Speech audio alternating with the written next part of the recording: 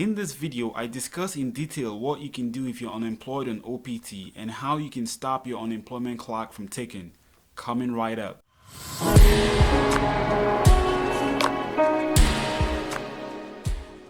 So just as a disclaimer, the information contained in this video is strictly for educational purposes and should not be construed as legal advice. I recommend you seek the services of an attorney for personalized legal advice. I have provided links to resources in the description section below where you can find more information on the topics discussed in this video. So let's get right into it. As an F1 student with a valid post-completion OPT authorization, beginning from the start date listed on your EAD card, you're not allowed to accrue more than 90 cumulative days of unemployment during your 12 months of post-completion OPT. And in the case of someone with the STEM OPT extension, you're not allowed to accrue more than 150 days of unemployment during the 36 months of OPT and STEM OPT. Exceeding the 90 days of unemployment during OPT or the 150 days of unemployment during STEM OPT will not only result in you violating your status, but you could also be denied future visa applications to the US. Employment on OPT is generally defined as any form of activity, whether paid or unpaid, related to the student's field of study, in which the student is engaged for at least 20 hours per week. The activities considered as employment by USCIS include the following: a standard paid employer-employee relationship with a US employer, working for several employers, working for an employer through a third-party agency, work for hire as an independent contractor, unpaid employment which could take the form of a volunteer or an unpaid intern, and self-employment as a business owner. In the case of the STEM OPT extension, activities considered as employment by USCIS are limited to a standard paid employer-employee relationship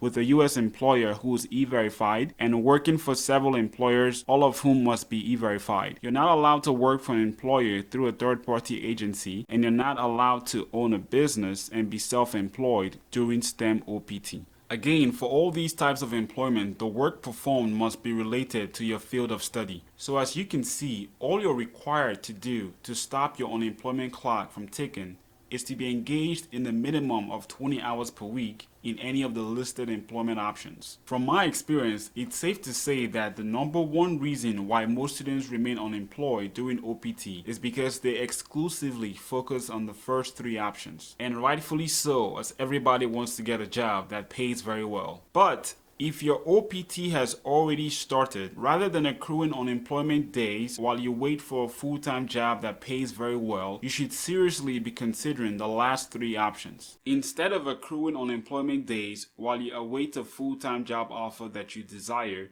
these are the three best options that I recommend you pursue. The first option is looking into work for hire as an independent contractor. As opposed to working in a company under an employer-employee relationship, you can provide your services on a contractual basis to firms. This is also known as a 1099 employment, where you receive a form called a 1099 at the end of your contract with the company. For example, you can find jobs on sites like Indeed and LinkedIn for independent contractors. Here's an example of how to do that. So let's say I have a degree in electrical engineering and I'm not restricting myself to a particular city. So now I'm going to apply some filters for job types that are contract based, and let's just say I'm looking for jobs for entry-level positions. So with these filters, we see different options of contract-based jobs, some of which may be full-time positions that we can apply to.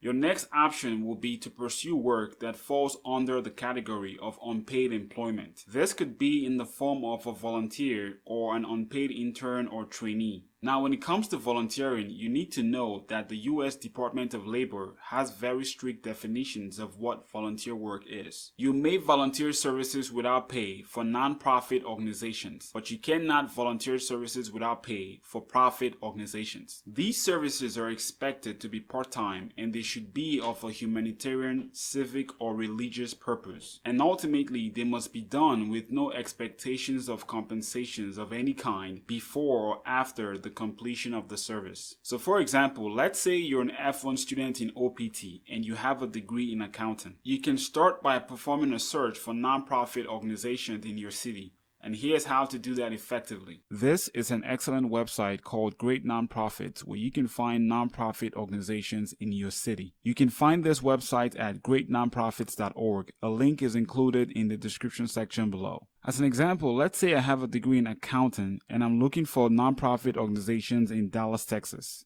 So what I'm going to do, I'm going to sort the search results by the highest rating, and I'm also going to look for charity organizations that appeal to me. So let's pick microfinance, for example. So now we can see different nonprofit organizations with a cause in microfinance, and you can simply check out the information displayed for each of the nonprofit organizations. And after learning about this organization, I can reach out to them by looking up the contact information displayed to the right. And in my case, since I'm an accounting student with an accounting degree, what I would like to do is to offer to help them manage their financial records or to perform other finance-related tasks. And similarly, let's say you have a degree in technology and you'd like to look up organizations with a cause in technology. We can do the same thing for organizations with a cause in technology. Now let's check out the Association for Computing Machinery. We can learn about this organization, and if we like what they do or we like what the mission is about, we can reach out to them using the contact information and offer to provide a service that's going to be in line with our field of study. The other option of unpaid employment is to seek a job as an unpaid intern or a trainee. Now, under the Fair Labor Standards Act mandated by the U.S. Department of Labor, a for-profit employer can hire trainees or interns without pay only if the nature of the job satisfies what's called a primary beneficiary test. You can find a link in the description section below that details the 7 factors that must be met in this test.